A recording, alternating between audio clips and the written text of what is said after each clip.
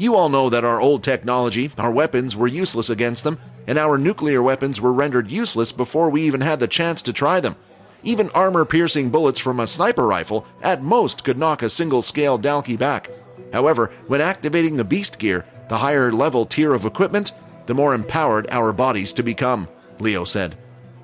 At first, the students thought they imagined it, but they could all see clearly that the blackish armor around Leo's chest was starting to light up and turn red. Little particles of steam were emerging from the piece as well. Right now, if I was to throw a fist with all my force, I could crumble the foundations of this entire building.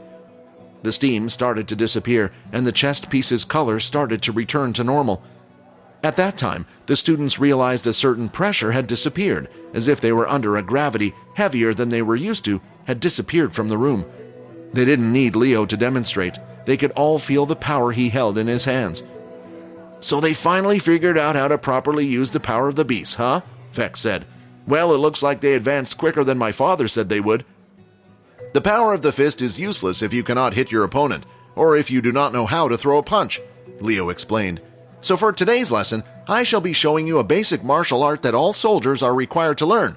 For this, I will need a volunteer."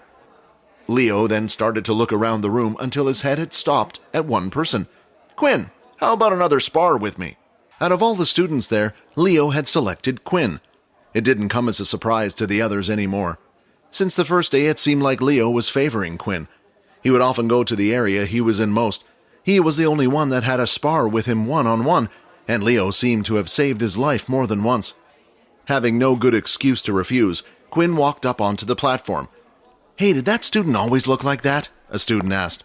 "I think so. I'm not sure I didn't pay any attention to him before." "It's a shame he is only a level 1.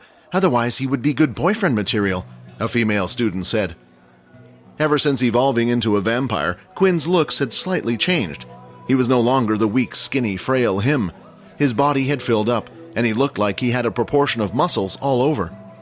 The students never paid much attention to Quinn in the first place, other than those that saw him as a target to pick on. Now standing in front of the class, they were able to see him better. Quinn and Leo were standing at opposite ends of the platform. "Now for this session, once again, I would like you all to not use any of your abilities. Later on, we will try to learn how to combine your abilities with our fists to make more of an impact, but for now, forget about it," Leo explained as he looked at Quinn. "Okay, when you are ready, I want you to come at me and don't pull any punches." Leo assumed a fighting stance, and at the same time, a quest appeared directly in front of Quinn. "High-level opponent detected. Defeat the opponent in battle. Reward, instant level up." It seemed like the reward for winning the fight was the same as last time, although Quinn didn't feel like he could beat Leo anytime soon. But the quest reward did give Quinn an idea. So far, each level up required him to earn double the amount of EXP before. However, this changed when he evolved at level 10. If at every 10 levels he was to evolve, then Quinn could time it right and challenge Leo to a fight at level 19. The problem then was, if he was to level up in front of Leo and the evolution process started straight away, what would he do then? As he got used to the system, Quinn had to start thinking about how to utilize it to give him an advantage over others. "Let's see if you are the person from last night," Fex, though standing by the sidelines. It was unlikely there was more than one vampire here. They were often vampires, sent as scouts at a military base, but they would be disguised as high-ranking officials. But Fex had never heard of one of these scouts being a student. "Do you think Quinn will do okay?" Layla asked Aaron. "Do you not remember what Leo did to that Dalki? It didn't even take him that long, while the 5 of us, including Quinn, struggled," Aaron replied.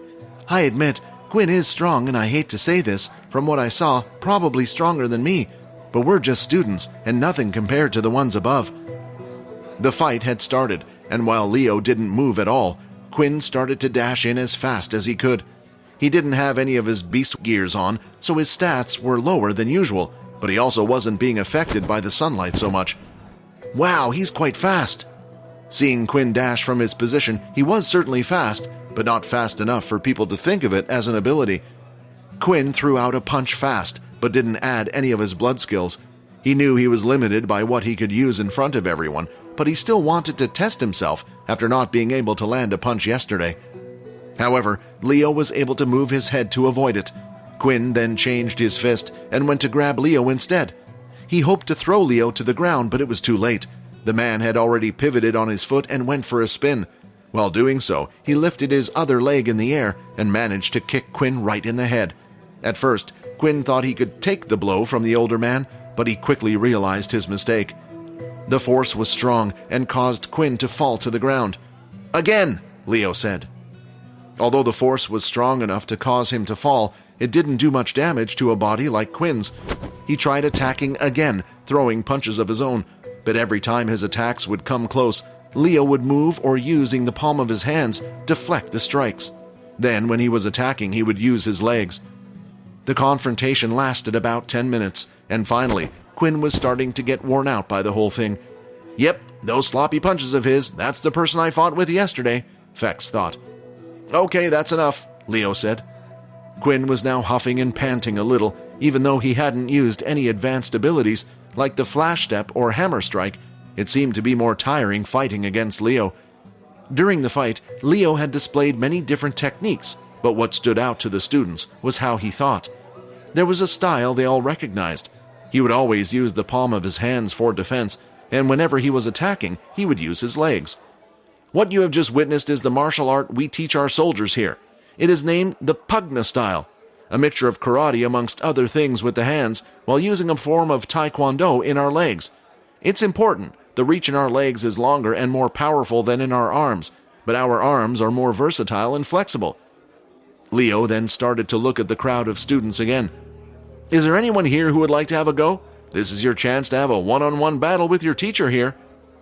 Most of the students were nervous.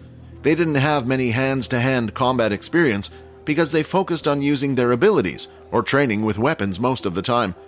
Other than the street fighting they did in school, they all felt it would be embarrassing for them if they were to go up. Out of all the students there, a single person had his hand raised. "I wouldn't mind having a crack at it," a student announced as he sauntered forward out of the crowd. When he came into view, Quinn was surprised to see who it was. "Just what is he thinking?" Quinn thought. "Oh, if it isn't the newbie," Leo said with a smile.